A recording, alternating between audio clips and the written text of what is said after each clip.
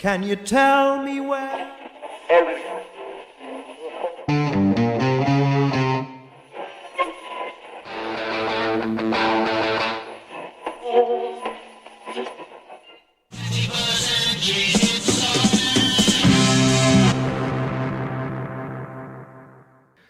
Salve, salve galera progueira! Está começando mais um Prog Talk e eu sou, como vocês já sabem, o Paulo e estou aqui na grandíssima, maravilhosa, ilustre, resplendorosa presença dos meus amigos Kelvin.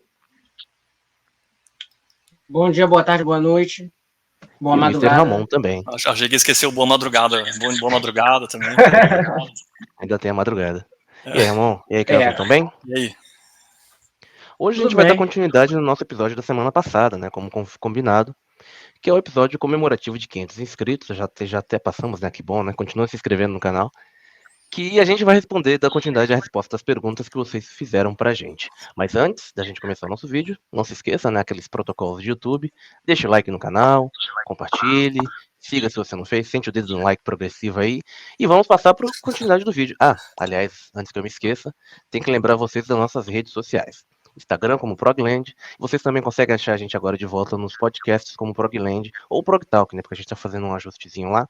Tem uns episódios antigos que ainda aparecem dessa forma. Mas a grande maioria, como Progland, já vai direto para a página do streaming. A gente está nos podcasts convencionais, né? Nas plataformas convencionais. Como é que é? Spotify, Google Podcasts, Anchor e assim por diante. E a gente também tá no Facebook como Progland também. E além disso, tem também a nossa página no Groover, que para quem não conhece, é uma plataforma que divulga músicos autorais que são independentes, né, digamos assim, que eu também façam um review do seu trabalho para espalhar aí pelo mundo. Ele é feito geralmente em inglês, né, pode variar da língua, mas geralmente em inglês, então outros países também vão ter acesso ao seu trabalho. Beleza? Esqueci de alguma coisa, Kelvin? Não. Então Tudo vamos certinho. pro vídeo, né? Próxima pergunta que eu não lembro como a gente parou. Sandra Fernandes, ela mandou uma segunda pergunta. Esse vídeo, muitas pessoas também mandaram mais de uma pergunta, então a gente vai responder aqui Boa. mais Valeu, uma. Sandra. Olá, sou fã do canal e queria parabenizar todos pelo trabalho. Obrigado. Gostaria de perguntar a vocês algo de uma questão que me intriga e que vocês abordaram no vídeo anterior. Como se preserva um legado de uma banda antiga? Algumas bandas de progressivo e relacionadas antigas que ainda estão em atividade sem nenhum membro original. EA, Soft Machine, Gong, Tangerine Dream. Vocês acham isso válido? Acham que há casos e casos? Ou acham que, no geral, não é bom continuar com uma marca sem integrantes clássicos ou originais? Abraços. Pô, essa pergunta Um é boa, abraço. hein? As perguntas de hoje vão ser punk, vão ser maiorzinhas, tá bom? Acho que aqui cabe muito a opinião pessoal de cada um, né? Porque não tem como evitar Exato. dessa pergunta acho sem que passar sempre- pelo senso crítico do afeto, né? Sei Eu lá. acho que sempre essa questão vai chegar nos casos e casos, sabe? Porque depende muito do que a banda anda fazendo, se a banda hoje ela ainda lança discos inéditos e tudo mais. É claro que vai de caso para caso, mas depende muito da opinião de quem analisa as formações atuais, né? No caso do Tangerine Dream, o Ramon ele recomendou, né, um disco recente. Deles, que já é da formação sem nenhum integrante clássico. Eu ouvi e eu achei bem bacana, por exemplo. Pelo menos em termos inéditos, assim, né? Enquanto há outros casos... Só aproveitar que você está falando do Tangerine rapidinho, cara. Só não pode, claro. Porque o Tangerine, eu conheço um pouco mais do caso do Tangerine, e eu queria ver se vocês devem conhecer mais, talvez, do caso do Yes, do Gong e tal, que a Sandra citou.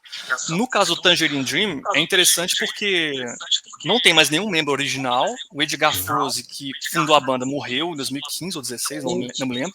Mas ele deixou a bênção na mão do líder atual da banda, que tem um nome complicado que eu não sei falar, nem vou me arriscar aqui. Mas, assim, o Edgar Froese pediu para ele continuar a banda.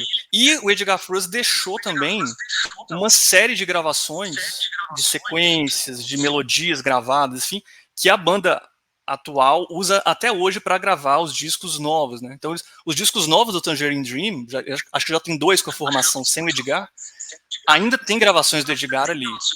Então tem a bênção oficial do líder da banda, do fundador. Ele queria que a banda continuasse, né? Então, assim, eu acho que esse é um caso. Eu não sei como é em caso de outras bandas, se esse tipo de bênção, né, de um fundador, tal, existe, como é que é. Mas o caso do Tangerine Dream é esse. E eu acho que o que a banda, o Tangerine continua fazendo é muito bom. Eu vejo uma continuidade no legado, com muito respeito, explorando coisas novas, então eu acho muito legal, assim. Eu não sei como é que são os casos das outras bandas aí é caso a caso. No caso do Gong e no caso do Yes, aconteceu isso. De tipo, o membro que morreu. No caso do Gong foi o David Allen, né? E no caso do Yes foi o Chris Squire, em 2015. Aí ele meio que deu a benção para os outros membros meio que continuarem. Só que o que acontece? Eu acho que há casos e casos. Eu geralmente, para não ter um critério muito variativo, digamos assim, eu gosto sempre de enumerar, sempre considerar assim. Para mim, eu acho que uma banda é válida de estar em atividade quando pelo menos tem um integrante original. Um ou dois, digamos assim. Ou então um integrante muito icônico, muito importante na discografia, na obra da banda. Eu penso dessa forma por um motivo de não só de preservação, né? De ter um elemento que una todas as formações. Mas eu penso muito no grande público, cara. Porque, assim, vamos lá, vamos supor que nem todo mundo que vai para os shows de rock progressivo, vamos supor, dessas bandas, seja atualizado nas mudanças de formação, né? Algo do tipo. Às vezes o cara que é um ouvinte médio, ele tá só focado em conhecer os discos, ele não tá muito hiper pensando, digamos assim, no que a banda se tornou hoje, nem algo do tipo. Ele pode até conhecer os membros, mas é aquilo. Ele pode ir num show e pode estranhar ao não ver determinados membros. Por isso que eu sempre sou muito a favor de trocas de nomes, sabe? Eu acho super válido continuar tocando músicas de uma banda, de uma outra formação, só que, cara, muda o nome, sabe? Bota um Gong Revisited e anuncia que é uma banda em tributo à antiga banda que terminou. O Yes, atualmente, o Yes agora... O Yes teve um caso... O Yes é um caso meio atípico, né? Porque dessas citadas, porque o que acontece? Teve a morte de 2 integrantes. Teve a do Chris Squire em 2015 e teve a do Alan White ano passado. E tá só o Steve Howe da formação clássica. E eu fico pensando assim, o cara que vai ver o show do Yes, o cara, vamos supor que seja um desavisado que não acompanha as trocas de formações da banda. Que o cara, sei lá, tem os discos em casa, viu num portal aí que eles vão vir. Aí o cara vai lá, o cara não está habituado a conhecer esses grandes... o cara, vamos supor, o cara tá lá, o cara vai lá no show e ele não realiza que sei lá, ele estava sabendo ali na hora que aquela banda é uma banda que não tem o Chris Squire, não tem o John Anderson. Tá certo, o Steve Howe é um membro clássico, mas isso dá uma certa surpresa para o ouvinte não específico da banda, sabe? Então, eu acho que quando a gente faz um show, quando a gente pega uma banda, faz turnê e tudo mais, a gente tem que pensar nos fãs que a gente tem, que acompanham toda a nossa carreira, mas também para um fã eventual que conhece ou cultua nossos discos, mas que eventualmente pode ir no nosso show. Eu acho que tem que ter um elemento que mexa com esse fã, que faça com que ele veja aquelas pessoas, aquele grupo de músicos ali no palco, que é uma banda, e reconheça aquilo como Yes, reconheça aquilo como Gong, reconheça aquilo como Soft Machine. Soft Machine, o caso deles, eu vi que o baterista deles faleceu recentemente, mas não é uma banda que eu acompanho tanto. Eu nunca fui fã de Soft Machine, eu já declarei isso em vários vídeos aqui do canal. Então, não é uma banda que eu posso dizer com propriedade. O caso do Gong e o caso do Yes eu posso falar. Do Tangerine Dream, de certa forma, mas o Ramon é muito mais fodão neles do que eu. Então, o que acontece?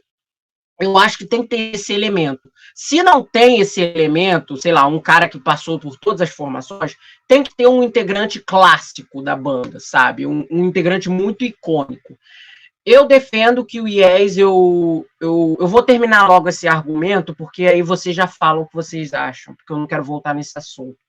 Então, o que acontece? Eu defendo que o Yes, eu preferia que o Yes se mantivesse com outro nome, The Yes Project ou Yes featuring Steve Howe, sabe? Porque eu acho que o núcleo principal que chama a banda para, digamos assim, do público, que faz com que o público reconheça aquilo como Yes, se perdeu. O John Anderson não fala mais com o Steve Howe, e eu acho que o Steve Howe, por si só, ele é um integrante da fase progressiva, mas eu não acho que ele seja um membro que represente essa coisa da unidade, sabe, para toda a formação. O Steve Howe teve ausente, por exemplo, na formação do 90-125. Foi a formação onde o Yes teve o maior sucesso comercial. E aí? Então, eu acredito que seria melhor, sabe? E eu acho que, inclusive, ajudaria a banda a ter uma maior receptividade. Por exemplo, o Steve Hackett, ele fez alguns shows aqui no Brasil, recentemente, ele vai fazendo esse projeto do Genesis Revisited há alguns anos, mas ele não... Até porque nem teria como, porque ele saiu da banda e a banda continuou depois disso. Mas vamos supor que ele tivesse continuado na banda até o fim. Se ele mantivesse, sei lá, uma marca separada para o show solo dele, uma marca que não fosse o Genesis, mesmo ele tendo ficado na banda até o fim, que não for o caso, ainda assim teria muito maior receptividade. As pessoas veriam, caralho, aquela banda tributo ao Yes que tem o Steve Howe tá honrando o legado deles, entende? Dentro de um outro contexto, teria uma muito maior receptividade. Que é o que aconteceu, por exemplo, você citou no vídeo passado, no caso do Black Star Riders, com o Tim Lizzy.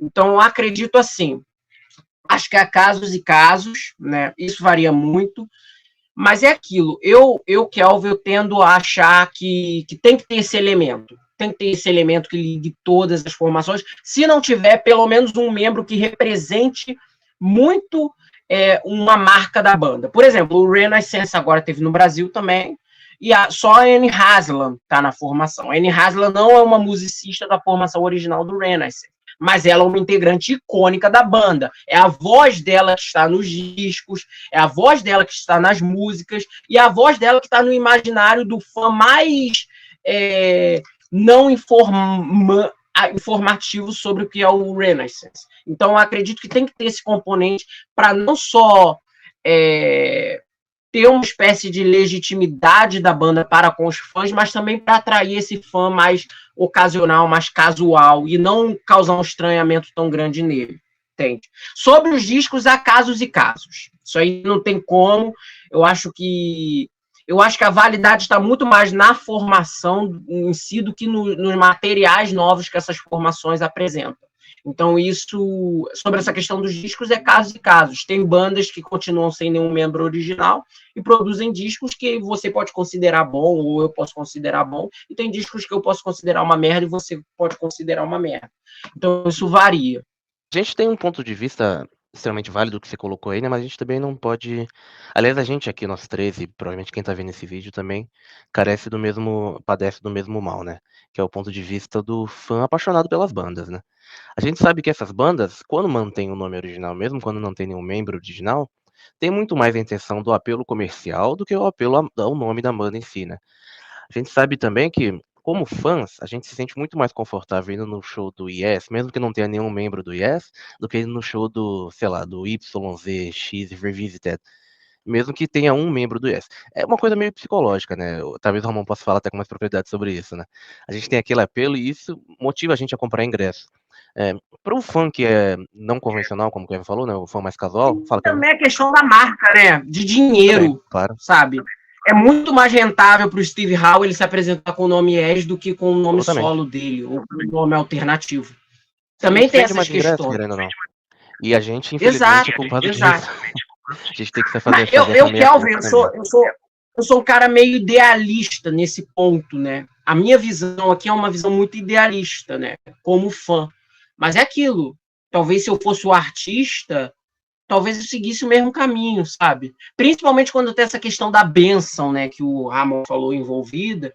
Então o cara meio que se sente assim, cara, eu já tenho a bênção dos membros antigos, vamos continuar com essa nova formação com o nome IES. Um Porque peso na só consciência. assim eu alivio, eu durmo com a consciência tranquila de que eu não estou usurpando o nome de nada, de que não haveria uma desaprovação de um membro falecido importante e que seja esse cara fundador, líder, como o David Allen era no Gong e o Chris Squire no Yes. E eu também tenho as minhas continhas para pagar. Então também tem essa dualidade. É uma coisa muito complexa, cara, esse tema. Porque resvala Quando muito você é um artista muito no grande, né? relativo. Pô, esses dias, isso já faz um tempo, na verdade, não foi exatamente esses dias, acho que foi talvez no pós-pandemia, assim, logo no final. Fui no show dos Titãs aqui, que teve na Praia Grande, litoral, que eu moro no litoral, né, de São Paulo, mas antes dessa turnê que eles estão fazendo agora, né, obviamente, né, que essa eu não tive grana pra pagar. Então era o show que tinha só o Tony Bellotto e o Sérgio Brito, da formação original. E foi um show bem triste, né? Porque, pombas, uma banda que começou com 11 integrantes lá, agora tem só 2, né? E definitivamente não eram todas as músicas, não era o Sérgio que cantava, né? E o Tony Bellotto não canta. Faz umas vocalizações ali e tal, mas o Sérgio que leva tudo no gogó e não fica tão legal as músicas na voz dele, todas as músicas, né? Dá aquela sensação estranha. Dentro do meu entendimento, seria muito mais válido eles montarem uma banda nova para que se mantivesse aquele legado preservado ali, né? Registrado na história, e começasse um trabalho novo. Mas a gente sabe que o Sérgio Brito, como cantor solo, não ia ter tanto sucesso comercial quanto o Titãs, a marca em si, né? Então é complicado, a gente tem que sempre olhar por esse lado também. Acho que a Ramon vai falar Só alguma coisa. complementar aí, Ramon. para mim esse ponto é muito importante, Paulo. É isso. Gostemos nós ou não, o que está em jogo ali para muitos dos artistas é usar da marca, né? A marca tem um poder, né, cara? Obviamente. No caso do Gong, né? Os caras que fazem que estão com o nome do Gong hoje, obviamente o trabalho deles vai ter e tem um alcance muito maior porque eles estão usando o nome Gong. Só por isso. Muita gente do passado vai ter curiosidade. Deixa eu ver o que o Gong atual está fazendo. E óbvio, então isso conta pra caramba. Então a gente pode gostar ou não, né? Mas tem uma questão muito objetiva aí que os artistas precisam sobreviver. Eles querem ter o trabalho deles visto, ouvido, enfim. Então tem muito isso, né, cara? Eu acho muito caso a caso, assim. Como o Paulo falou também, tem muita personalidade, né? Esse é o problema. Você tem uma banda como o Yes, em que cada integrante daquela formação clássica é uma personalidade fortíssima, um carisma fortíssimo. Sim. Aí ferrou, cara. Quando sai um, vai ter fã que vai sentir e nunca vai aceitar. No caso do Sepultura, né? Sepultura tá mais de 20 anos com as viúvas do Cavaleiro, foi, né, cara? E nunca vão aceitar. Sepultura acabou em 96. Tem quem diga que o Sepultura acabou, sei lá, em 87, quando saiu lá o primeiro guitarrista, que era o Jairo Guedes, né? Então não era o Andreas Ki, sabe? Então, aí tem muita personalidade. Bandas que têm personalidades fortes, ferrou, cara. Vai ter esse tipo de questão. Mas por isso que eu acho que é o ponto que eu queria colocar na pergunta da Sandra é quando a banda não está mais em atividade, só que você tem movimentos muito interessantes para preservar o legado da banda. No caso do prog, para mim, o caso mais emblemático atualmente é o caso do Gentle Giant, que para mim é uma aula de como preservar um legado de uma banda. Assim. O que o pessoal do Gentle Giant tem feito nos últimos anos de movimentar redes sociais, está sempre lançando uma coisinha nova para os fãs, sabe? Disponibilizando vídeos de época, fotos, então remixando os álbuns e relançando, é tudo com muito carinho, assim. Eu sinto, pelo que eu acompanho de Gentle Giant, que é uma banda minha do coração, que eles têm ganhado um número de fãs nos últimos anos absurdo por conta desse trabalho de resgate e manutenção do legado, sabe? Então isso eu acho incrível, né? A banda que não está em atividade continua renovando a sua base de fãs por esse trabalho super bem feito, né? Então eu penso por esse lado também, de quando a banda não está mais em atividade, do que pode ser feito para manter esse legado, né, cara? Sem dúvida, é possível preservar, sim. Você citou um ponto válido, né? Porque realmente eu, vez ou outra, também tenho recebido conteúdo, acho que no Instagram, geralmente, do Gentle Giant, mesmo não tendo, não consumindo muito material deles, né? Curioso. Então a gente sabe que eles estão trabalhando fortemente nisso, né? De divulgação do nome, da marca, não sei. Inclusive a gente até falou, não sei se foi ano passado, né? Que eles, depois de 50 anos de banda, foram lançar o primeiro material promocional, a primeira camisa da banda, né? Uma loucura. Então, pra vocês verem como é a camisa oficial, né? Pra vocês verem como é doido isso. Bom, já gastamos meia hora nessa Vamos lá, pergunta. Obrigado, Sandra, pela pergunta. A gente acaba se estendendo, mas vamos pra próxima. O que a gente tem aí, Kelvin? Cara, a próxima pergunta teve muito a ver com isso que o Ramon falou de outra coisa e tudo mais, do rock progressivo para novas gerações e tudo mais. Suelen Fontinelli pergunta, um abraço, Suelen. Muitas pessoas mais jovens estão gostando e passando a apreciar rock progressivo. Tenho meus 44 anos e fico feliz com isso. Essa renovação é boa. A que vocês acreditam isso? E vocês acham que atualmente há algum artista que leve essa bandeira, entre aspas, do gênero futuramente? Acredito que o Steven Wilson cumpre esse papel. E vocês? E, cara, eu tenho uma outra pergunta que eu ia deixar para fazer agora, mas complementa com essa, porque ela citou o Steven Wilson. E o Gabriel do Carmo, no Facebook, perguntou o quão relevante foi Steven Wilson em um revival do prog nesse século. E eu já quero também emendar uma terceira pergunta minha. Vocês já ouviram o novo disco dele, o Harmony Codex? Não sabia nem que tinha lançado disco. Eu ouvi. Não vi. Poxa, vou procurar. Que isso, Paulo? Sério? Não vi. Quando eu foi não que ouvi também, mas eu ouvi. A gente pode até fazer um vídeo sobre ele depois. Eu gosto muito de muita coisa do Steven Wilson e um pouco Porcupine Tree, mas eu achei o disco super estimado, por demais. Muito hype. Não é ruim, longe disso, é um disco bom. Mas tem uma coisa aí na internet de revolucionário, Steven Wilson genial, cara, menos aí, né? Mas assim, é um bom disco. A gente pode conversar, é um tópico à parte, a gente pode fazer um vídeo depois sobre, se for o caso. Não, então, eu não vi esse disco do Steven Wilson, mas deixa eu ver. Aqui, ó, The Harmony Codex. Não tinha visto mesmo, o último que eu vi foi o Future Bites e eu gostei bastante, achei bem interessante. Acho que tem um apelo não tão pedante como a gente tem. Que eu acho que muito do que, até respondendo a primeira pergunta, né? Primeiro, eu acho que esse acesso às pessoas mais novas, essa nova onda de ouvintes aí de rock progressivo, suas variantes, eu acho que tem muito a ver com a internet, com a divulgação, as pessoas estão se reunindo com uma facilidade maior, então estão podendo falar mais do assunto, ouvindo mais coisas, compartilhando mais coisas. E claro que tem também o trabalho do Steven Wilson e de outros músicos que estão fazendo revitalizações desse repertório, né?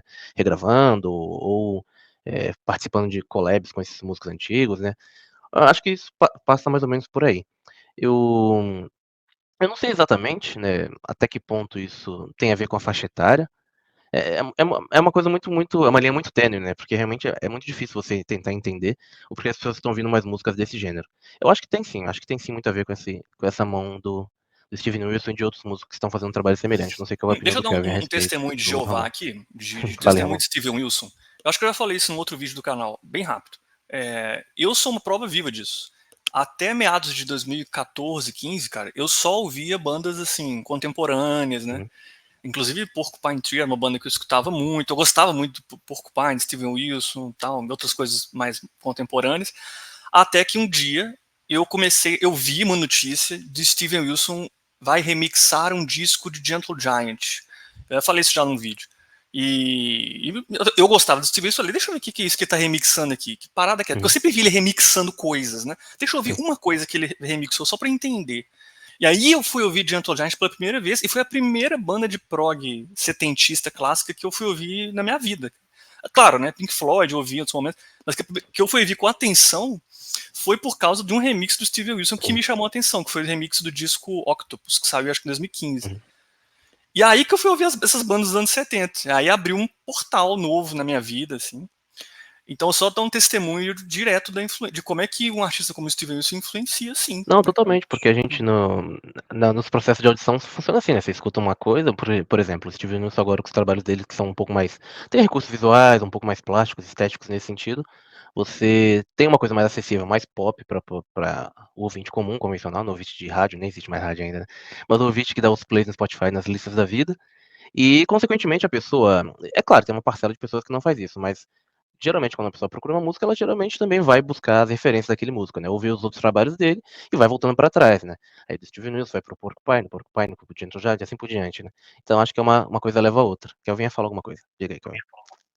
E uma parada que eu acho interessante, né? Você falou, cara, o Ramon falou um ponto que eu acho crucial para entender um pouco dessa leva de pessoas jovens, ouvindo material e tudo mais, foi que o Steven Wilson, ele meio que cruzou esse caminho, né? Do rock contemporâneo dos anos 2000, porque os trabalhos do Porcupine Tree eram muito bem consumidos, eram muito bem comercializados, né? Eram discos que entravam nas paradas britânicas, inglesas, mesmo dentro do nicho deles, isso já na obra dos anos 2000, a partir do In Absentia.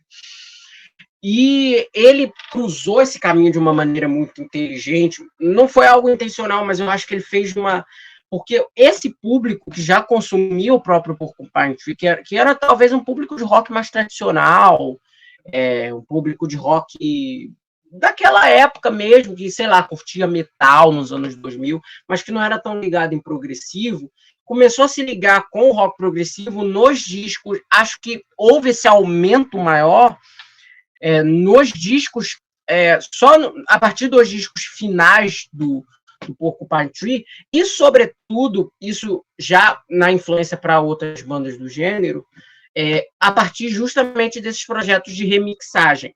Por dois motivos principais. Primeiro, por ele já estar envolvido no projeto e ele ser um nome relativamente conhecido da cena do rock. Segundo, por serem discos que estão sendo relançados, discos que estão sendo novamente postos em evidência, uma nova mixagem, uma nova masterização e tudo mais. Então, a maioria desses jovens, por ele também estar ali, vai ouvir esses discos, entende?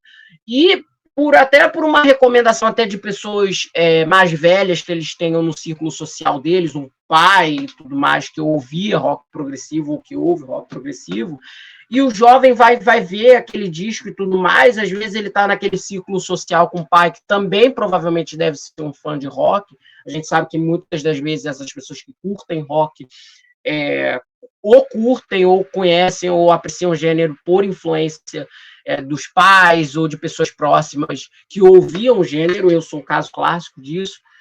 E às vezes a pessoa vai lá e tem o ímpeto de comprar aquele disco, e assim vai curtindo, e isso com várias bandas, porque ele trabalhou na remasterização de discos dos mais diversos tipos, sabe? Desde remasterização de discos do próprio Gentle Giant, até discos do Jethro Tull e tudo mais. E foi e assim você vai fazendo com que as pessoas mais novas cada vez mais vão se apreciando com o gênero, né? E também, junto com o advento da internet, muitas dessas novas remixagens, essas novas remasterizações entravam diretamente no YouTube, entre os anos da década de 2010, principalmente da primeira metade, que não tinha uma política de bloqueio de direitos autorais tão forte quanto é hoje. Então, o que acontece? Esses discos essas novas versões iam parando na internet, as pessoas iam reescutando, e com o tempo iam conhecendo as bandas, iam ouvindo outros itens da discografia e, subsequentemente, comprando os discos. Então, isso vai fazendo com que as pessoas mais novas tenham interesse no prog. Então, e assim vem tudo.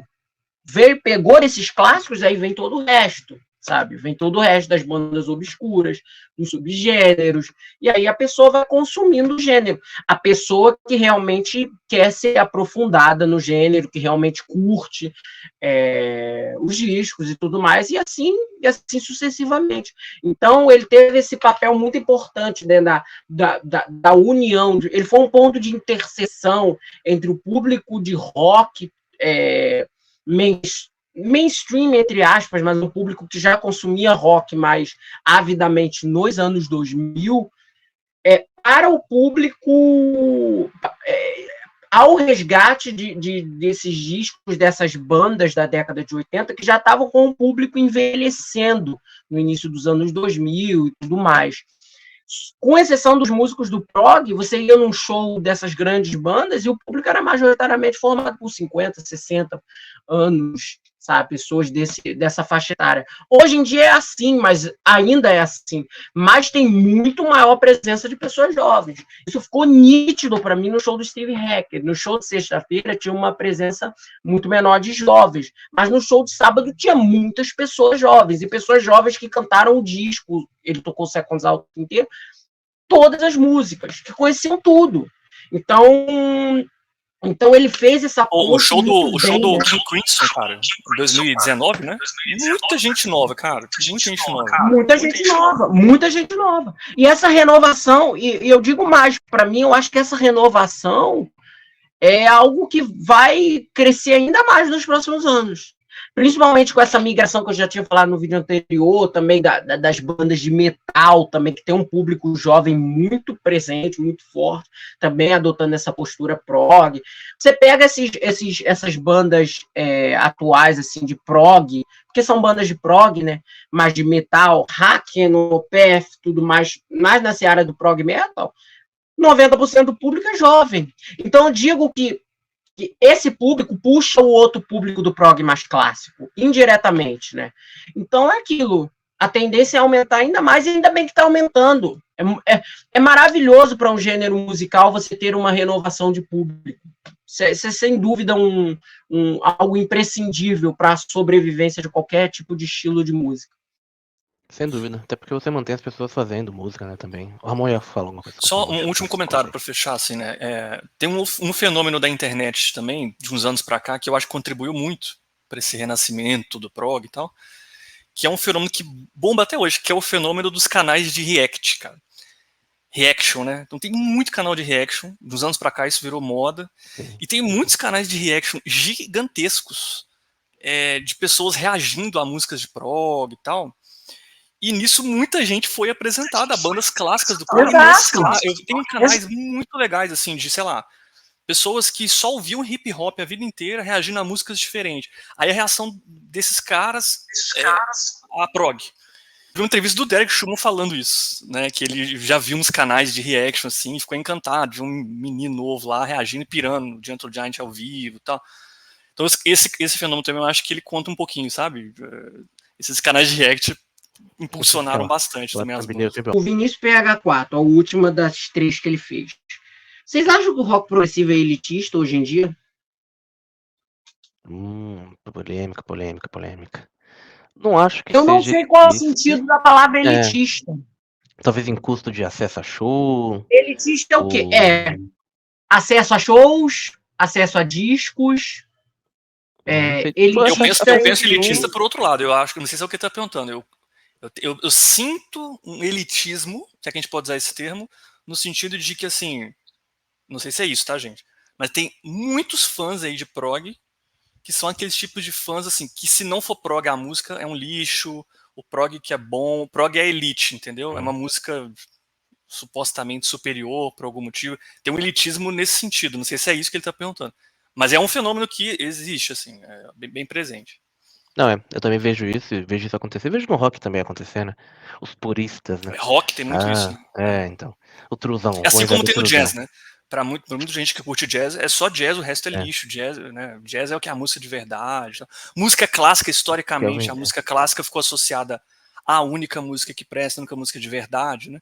Tanto é que há essa divisão, música clássica e música popular. Né? Música erudita, música popular. Tal. Então, elitismo, acho que tem vários grupos sociais aí. Já vi gente cometer o absurdo de falar que uma música não é jazz só porque tem band na música. Eu falo, que isso, cara? Como assim? Então, acho que o Ramon tem um ponto válido, tem esse ponto também do acesso a shows, mas é isso eu acho que pra música em geral, né? Porque shows estão caros, né? De uma maneira. No Brasil, especialmente, né? Não sei como é que tá lá fora, mas aqui no Brasil o show tá muito caro.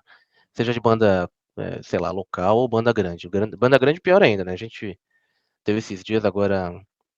Acho que ia ter um show. Inclusive, aliás, até um outro ponto. Tem muita banda optando fazer festival para tentar baratear, né? Fazer um compiladão e baratear o acesso. Exato. Porque tá rolando festivais. Aqui tá rolando um festival de NX0 e tal, em São Paulo. Mas ainda assim tá caro. Então, sim, sou elitista. A gente viu. Tem esse purismo, eu acho que tudo isso influencia. Mas, de uma maneira geral, eu acho que o acesso, né? A música, não o show, mas a música tá mais mais Eu acho, pluralizado, sem exato. dúvida. Acho que todo mundo tem acesso, tá livre. Acesso à música ao rock progressivo não está elitista, ao meu É. ver. O público em si, eu achei durante muito tempo que o público, de certa forma, tem esses caras, tem essa gente conservadora, essa gente que não pensa, né, em outros gêneros como manifestações musicais legítimas e só rock progressivo vale. Mas eu acho que com essa renovação de um público mais jovem, eu acho que está tendo essa mudança bem mais. Acredito que esse público jovem está mais disposto, são pessoas com um tipo de pensamento, até porque são pessoas que, claro, que como por serem mais jovens, essas pessoas elas têm um contato muito maior com a música contemporânea de suas épocas. Então, elas não enxergam o rock progressivo só como o suprassumo da única música existente. Então, mas elas, ao mesmo tempo, elas veem aquilo como algo favorito delas, do universo delas. Né? Mas elas não excluem outros gêneros. Kelvin, só um comentário sobre isso, né? Porque você falou dos jovens, eu concordo. Acho que entre jovens pode estar mais. Exato. Acho que é diferente. Mas aí tem sempre as figuras dos tiozões, né, cara? Aqueles. No tempo do pai que era bom, tá? Bota o rock aí no tempo do pai. Exato. Então, isso existe desde que o mundo é mundo. Mas eu acho que esse processo assim tá mudando. Já foi muito mais elitista do que é hoje. Então, acho que hoje tá mudando e eu acho que a tendência é que esse elitismo se dissipe cada vez mais. Em termos de consumo de música, eu nem vou falar isso, porque as coisas estão aí democráticas, tão democratizadas, YouTube, as plataformas de streaming cumprem bem esse papel de difundir muitas coisas, né? E hoje a gente tem a internet, a gente tem uma biblioteca, tem uma loja de discos aqui, ó. A gente tem uma loja de discos aqui. Então tá muito mais fácil, né, dessa difusão. Agora, em termos de elitismo para shows, é muito complicado porque a indústria do show business brasileiro sempre foi, de certa forma, muito elitista, né? Infelizmente, porque principalmente para trazer artistas internacionais, sobretudo depois da pandemia, que teve muita gente se fudeu economicamente, né? E agora os custos estão ainda mais altos, custos elevados, a inflação aqui no Brasil agora ainda está alta, mas está mais R$5. Exato, agora ainda está alta, mas ainda está começando a baixar um pouco, e é algo que não vai acontecer a médio nem a curto prazo, é uma coisa longa, mais longa mesmo, a longo prazo. Então, isso sempre foi elitista, sabe? Agora, se for também, tem 4 frentes, eu vou terminar de responder a última. Agora, se o elitismo que ele está querendo dizer é o fato desse gênero não estar no mainstream hoje, não ter grande acesso da população no geral, né? Pessoas consumidoras de música no todo, em grandes charts lá fora e tudo mais, eu acho isso uma coisa muito relativa, porque é aquilo, os discos estão aí, tem determinadas paradas em que eles vão entrar, paradas mais orientadas a rock clássico, e o rock clássico, hoje em dia, ele não é mais o hiper, ultra mainstream que ele era nos anos 70. Então, é um pouco de ingenuidade a gente achar que uma banda nova de progressivo vai fazer shows em ginásios e arenas conforme o Yes ou o Genesis fazia na década de 70. Então, é uma ingenuidade nesse ponto. Então, é aquilo. Eu estava tentando esmiuçar. Na minha resposta, eu quis fazer um pouco também do paralelo que o Ramon e o Paulo também fizeram quando eles responderam essa pergunta, que é esmiuçar o que é esse elitismo nas diversas áreas. Shows, vendas de discos, criação e público das bandas e tudo mais. Então, acho que é uma pergunta muito complexa, mas, no geral, no frigir dos ovos, eu acho que já foi muito mais elitista do que é hoje e está mudando. Especialmente o acesso, né? Que acho que é o que mais conta, né? Porque é o que permite que as pessoas escutem a música, tenham contato com o trabalho do artista. Venho percebendo que o Brasil, em específico o Rio de Janeiro, tem tido uma demanda crescente de shows progressivos. Acham que um festival, nos moldes talvez bienais, poderia fortalecer a cena e garantir ainda mais o Brasil na rota de shows, não só progressivos, mas de classic rock nos próximos anos? Acho que sim, mas para isso precisa de um público mais engajado para comprar ingresso, né? Dificilmente um Spotify, sei lá, um TikTok, uma Coca-Cola vai Eu vou patrocinar um deixar vocês festival. responderem essa, porque eu tô doido para responder essa pergunta. Acho que a pergunta é muito boa, mas assim, acho que as coisas estão se construindo, estão se caminhando para isso, tá? A gente tem festivais no Brasil, no Rio especialmente, né? Tem o ProgFest, inclusive até relativamente famosa, né? O Carioca ProgFest, que acontece aí e tá na quinta ou sexta edição, não sei bem agora. Que acontece, mas são de bandas locais, né? Bandas autorais ali, mais locais. E vira e mexe e trazem um ou outro medalhão mais brasileiro, né? Ainda não dá pra trazer um artista internacional, porque a gente sabe, né? Os caras pra pegar um avião tem que ter uma quantidade considerável de público e vir pra cá, tipo o Rock in Rio, que veio o King Crimson. Fora isso, são shows muito locais e quando a turnê tá passando aqui próximo da América Latina. Mas acho que sim, as coisas estão se construindo para isso, mas inegavelmente um festival ajudaria a fazer a cena ser mais forte, né? Aliás, acho que o festival é a cereja do bolo, né? Acho que a cena precisa ser mais forte para que se tenha um festival, né? Então, talvez o festival seja fechar com chave de ouro, né? Esse caminho progressivo, progressivo de evolução de uma banda, de uma cena de musical, no caso. Não sei se o Ramon concorda, discorda com a opinião dele sobre isso. Diga aí, Ramon. Eu concordo muito.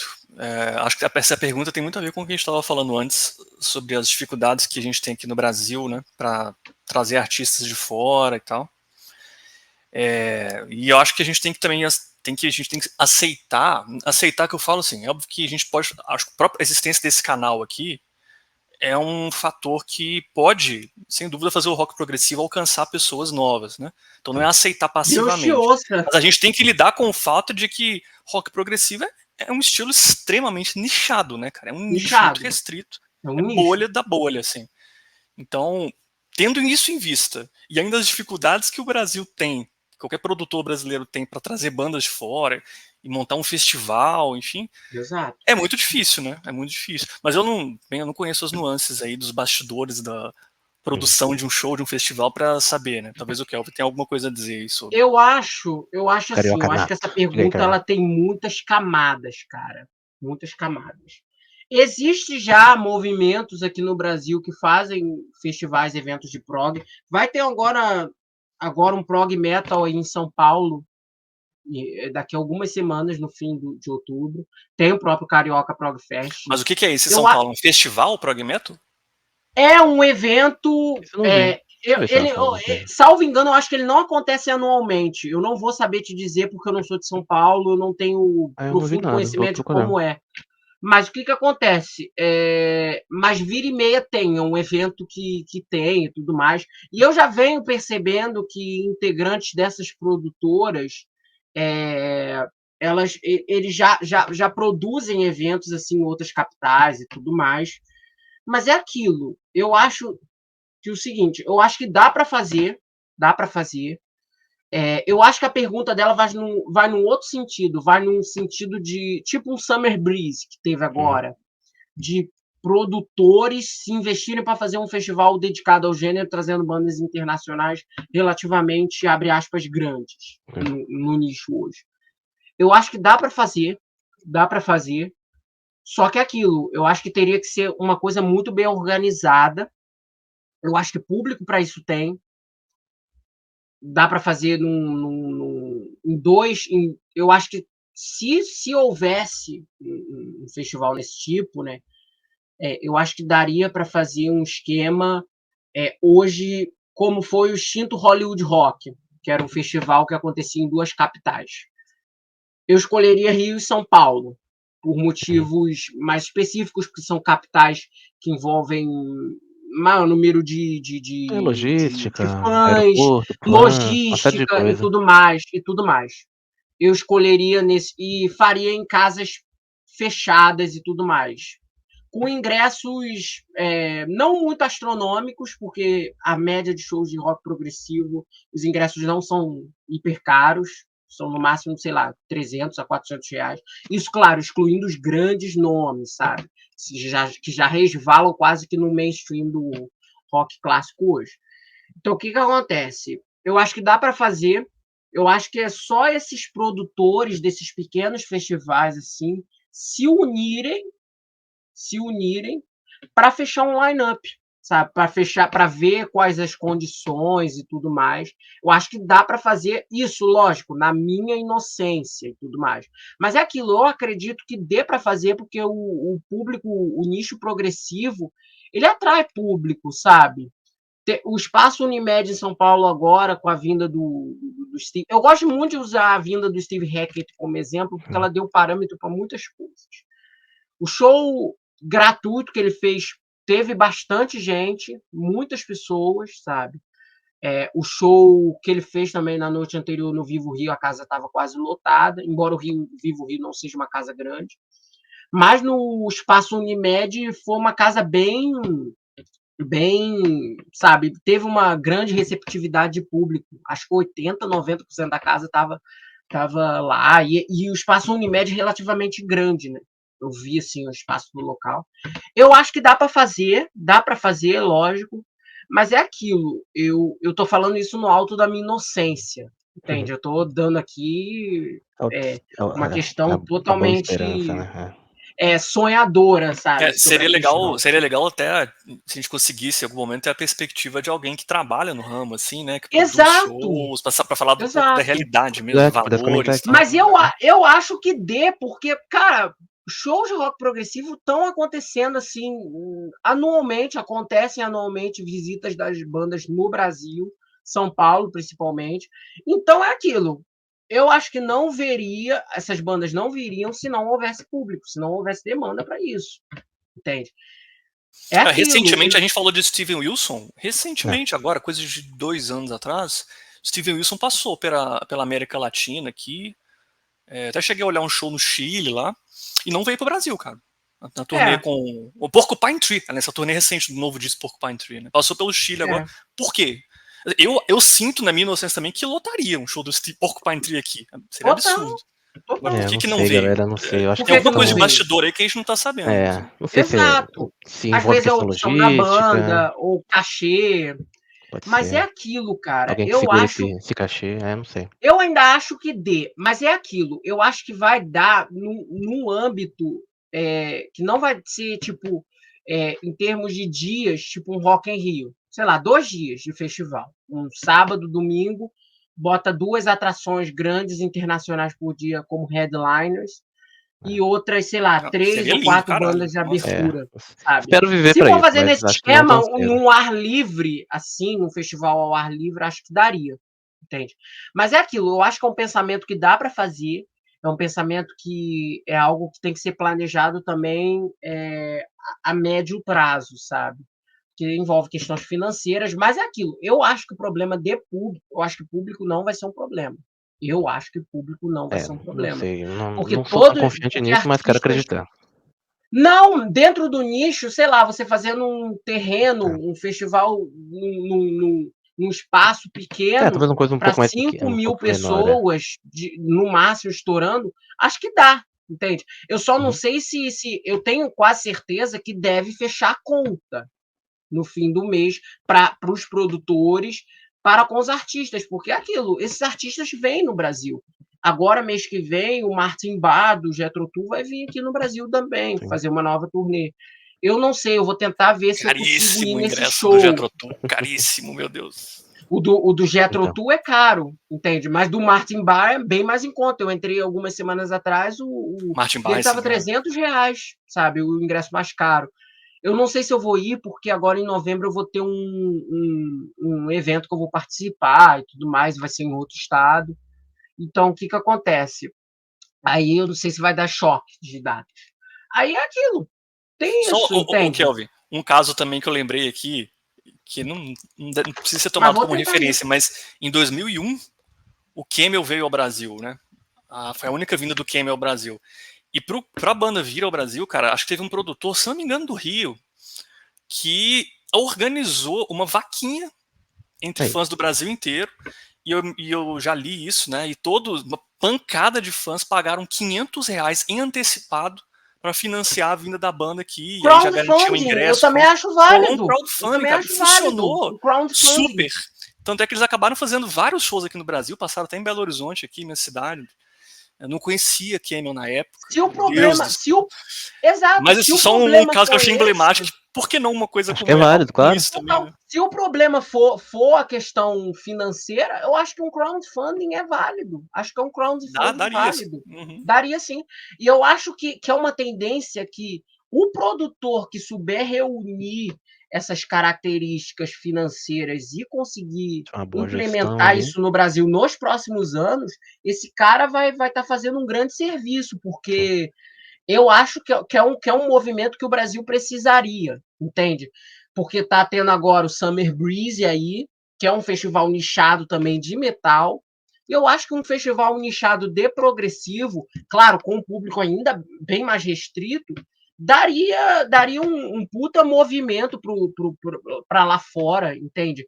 Principalmente se a gente for analisar nessa onda do prog metal. Eu percebo que há uma renovação muito jovem de público e um público crescente na cena do prog Sim, metal. esse cenário é. Bota um próprio OPEF. Eles vieram aqui para agora como um dos headliners de uma noite dedicada ao prog metal e outra noite dedicada a um prog clássico. As bandas de prog metal, Kelvin, vira e mexe, vem, cara. O PF já veio várias vezes, eu já tô fui te em show, falando, Pain of vem. Salvation, O Requiem veio no Pain ano of passado, né? Esse Salvation. ano, eu acho. É. Bota dois Não dá pra headliners por noite. Um Pain of Salvation, sei lá, e um OPEF numa noite, e uma noite mais dedicada ao prog clássico, Classicão, assim. né? E traz uma atração que talvez não seja. Traz um Marillion aí, ó. É um Marillion ou então a Esse nova não precisa banda trazer, do não. Nick Mason, Essa é boa. sabe? Porra! Que é uma banda que, claro, tem o cara do Pink Floyd, é um puta nome, mas é aquilo. A acessibilidade do show deles é muito maior do que a do show do Roger Waters. Não tem nem comparação. Os Sim. ingressos são muito mais em Total, conta, isso aí. porque é total. Dá pra fazer. Reunindo e bota, sei lá, umas 3, 4 bandas de abertura locais, nacionais. Pode ser de médio porte, ou até pequenas mesmo. Porra! Seria do caralho. Já saciaria isso e já seria um festival a nível internacional e não só seria um evento, sei lá, sazonal. Entende assim? Colocaria o Brasil numa mapa Era de uma shows referência, assim, então. progressivo. Muito bem. A última pergunta do nosso vídeo teve muitas perguntas repetidas, então esse vídeo a gente escolheu assim as melhores formuladas assim para mesclar com as perguntas de outras pessoas, digamos assim. Justo. Essa pergunta próxima, inclusive, é uma delas. Um abraço para minha amiga Ellen Caroline, que mandou essa pergunta. Na opinião de vocês, quais as melhores fusões do rock progressivo com outros gêneros musicais? E as piores? Putz. Cara, é muito difícil essa pergunta, porque Puxar da memória. o rock assim. progressivo por si só, Isso ele que eu é uma fusão Ele de já é, a gêneros. proposta é essa, né? Exato. E eu vou tentar puxar ela, se é que ela me permite, para uma própria compreensão, uma outra reformulação. Eu acho que eu vou fazer essa pergunta da seguinte maneira: quais discos progressivos de bandas não progressivas, primariamente, ou artistas não progressivos, a gente gosta e quais a gente não gosta? Eu vou citando aqui alguns. Vocês vão citando de vocês. Eu gosto muito do Love Over Gold, do Dire Straits. É um disco progressivo de uma banda não progressiva. Discos progressivos de uma banda não progressiva? Não progressiva. Vamos partir dessa premissa, né? Aqui. Porque... Tá. Ou que tenham grandes fusões, assim... Ou um apelo, né? Um apelo com mais grandes assim. gêneros, né? Que sejam fusões de rock progressivo com outros gêneros. Eu gosto muito dos discos do Isaac Hayes, um cara que eu amo, que eu idolatro. Falei no vídeo anterior que eu sou muito ligado em R&B, soul e tudo mais. E eu amo ele, os discos deles, o Hot Buttered Soul. Eu gosto muito de um trabalho também, falando assim, fusões de rock progressivo do gênero, de outros gêneros que eu não gosto, que eu gosto, de uma banda chamada Comus. É uma banda que ela ficou muito famosa na cena folk do fim dos anos 60, do início dos anos 70. É uma banda bem obscura em termos de temática lírica. Inglesa? Comus? Sim. Nossa, incrível. Eu acho... Você gosta? Adoro. Tenho aqui o disco. Comus com K ou Comus então, com... Eu tenho quase certeza que eles são ingleses, que eles são da cena de prog inglês. Uhum.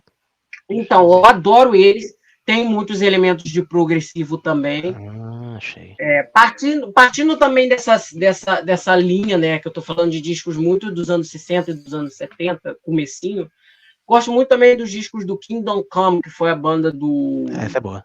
Arthur Brown, depois que ele saiu do Crazy World of... Depois que ele desfez o Crazy World of Arthur Brown, que era a banda solo dele. Tem elementos muito de shock rock, né, de hard rock, uma coisa glam, assim. Muito parecido com o que o Alice Cooper fazia na época, até pelas questões das maquiagens também. Mas tem muitos elementos teatrais, elementos progressivos bem legais na música. E fora isso, tem todo um universo. Tem o Jazz Fusion, tem os discos do Mahavishnu Orchestra, do Return to Forever, do Weather Report. Nossa, sabe? É um universo inteiro à parte, sabe? Fora os discos dos membros dessas bandas como solistas, do Tony Williams Lifetime, que foi baterista do Miles Davis, os trabalhos solos do George Duke, que foi tecladista do Models of Invention, e depois foi para uma carreira solo. Os discos dele tem muitos elementos de R&B tradicional, de soul tradicional, de música adulta, contemporânea tradicional, mas também tem muitas jams instrumentais que flertam muito com o progressivo. Então, exemplos não faltam, sabe? Exemplos ruins, assim, é muito difícil, né? A gente foge, né? É muito difícil de lembrar. Porque essas mesclas muito marcantes, assim, pelo menos do rock progressivo para com outros gêneros, assim, que tenha dois espaços, me marcam mais os discos bons. Os discos ruins de progressivo já tem aos montes, né? Então fica muito pouco complicado, sabe? Enumerar discos ruins, assim, de cabeça. Mas os bons, os meus favoritos, estão nessa seara que eu disse.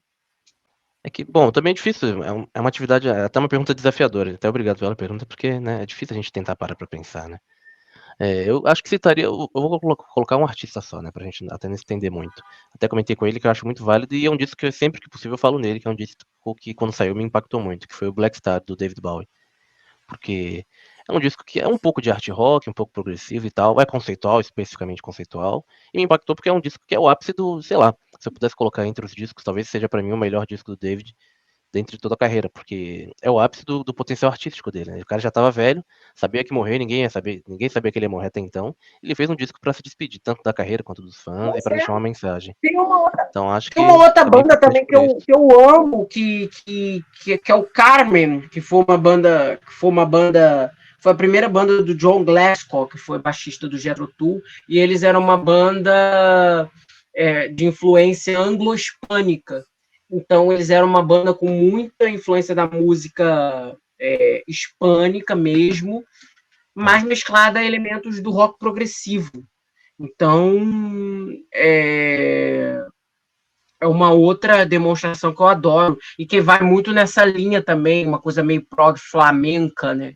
Que eu sei que a Ellen curte, né? Que a Ellen também ama os trabalhos do Camarón de la Isla. Eu acho que também seria uma puta recomendação. Eu tenho uma recomendação que, pra mim, é a minha banda, é simplesmente a minha banda brasileira favorita no momento, que é uma banda do Rio. Viu, Kel? Você deve conhecer. Interessante. Que eu acho que cabe como exemplo, que a banda é o Efecto. Ah, claro, muito boa. É o Efecto, pra mim, é rock progressivo com música brasileira, e com muito mais, na verdade, mas principalmente música brasileira.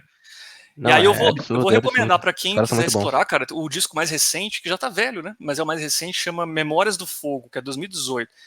Esse disco é uma aula de música e tem muito rock progressivo, né? Muito rock progressivo ali. O próprio Caravelos, né? Caravelos eu não conheço.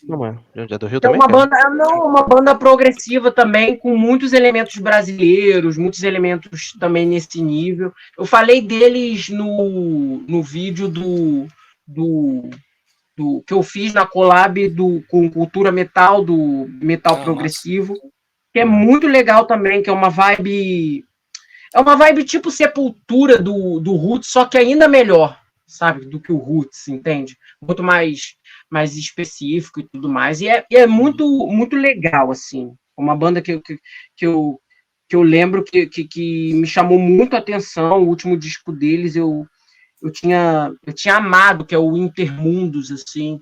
É um disco muito... que é um disco conceitual total nessa vibe, sabe? Eu vou conferir depois. Preservação. Isso eu vou Também conferir. não conheço. Confira.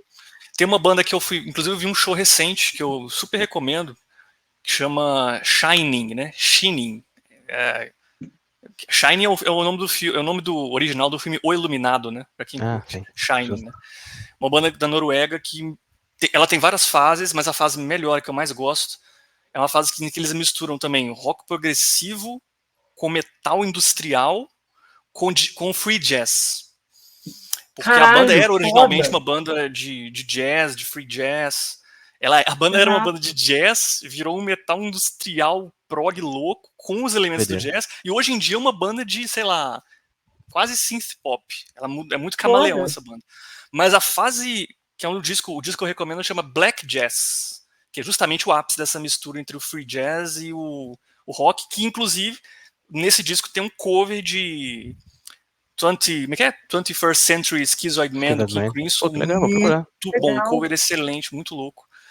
Essa é uma mistura que eu acho bem legal. Assim, essa fase da Shine, pra mim, é bem legal. Outras fusões de prog com outros gêneros que eu adoro são especialmente os dois grupos que surgiram no fim dos anos 70 com a dissolução do Henry Cole, que é uma banda de rock progressivo e jazz fusion da década de 70, art rock avant-garde, que foi o Art Beers e o Improvising Feminist Group. O Improvising Feminist Group, em específico, já gostei do nome depois, irmão. É um grupo, como o próprio nome sugere, é o grupo daquele movimento do Rock in Opposition, e é um grupo só formado por mulheres musicistas. E é um grupo com influências de progressivo e muitas influências de jazz e free jazz e avant-garde. Então, mas é um tipo de som muito... experimental, talvez. Mais extremo muito que o Henrical. Tem que ter ouvidos. Mais até. Na verdade, eu confundi o nome. Eu conferi aqui agora. É Feminist Improvising Group. É FIG. E, porra, elas são maravilhosas, sabe?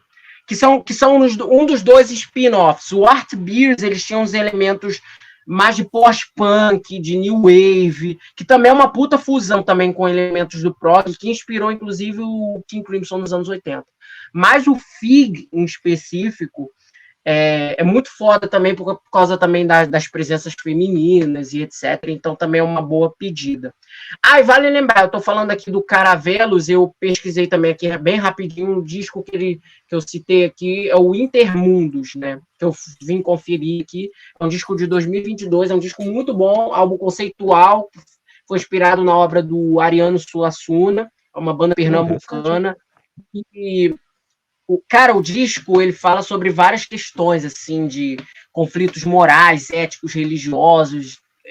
Cara, é um disco que ouçam, sério mesmo. Se vocês gostam da cena de rock progressivo brasileiro, é um disco eu tô gostando dessa muito parte das recomendado. Muito recomendado. Muitas indicações para sair daqui para ouvir muita coisa. Eu juro, eu vou fazer uma última. Eu vou fazer a minha última aqui, aí eu vou acabar. Aí eu libero vocês.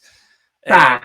A banda brasileira da Paraíba, pra mim outra bandaça, que inclusive tá acabando de gravar um disco novo, vai ser o segundo disco deles, pra mim é uma banda que eu tô super atento, eu comprei o vinil, fiz questão, chama Papangu, vocês conhecem? Não conheço. Já ouvi. Da Paraíba. Cara, é prog com sludge, stoner metal. Muito legal. Com a pagada de ZU, né, cara? É muito magma, cara. Cara, essa daí eu mando um recado pra Ana, Nômade Cósmica, que essa banda eu acho que ela vai curtir pra cacete. Ela vai curtir muito, cara. Eu lembrei porque tem uma conexão. O baterista do Shining, da Noruega, foi o cara que gravou a bateria das músicas do Papangu. O Papangu mandou as músicas pra Noruega, o disco foi mixado lá, o baterista norueguês gravou a bateria. O disco é incrível, só tem um disco. É um disco Papangu. Eu esqueci o nome do disco agora. Eu ia falar Holoceno, mas tô com medo de falar bobagem. É porque uma música chama Holoceno. Ele saiu Saiu em 2021. Porque eu lembro, eu ia perguntar se ele era de 2020, porque eu lembro que eu ouvi ele na época da pandemia.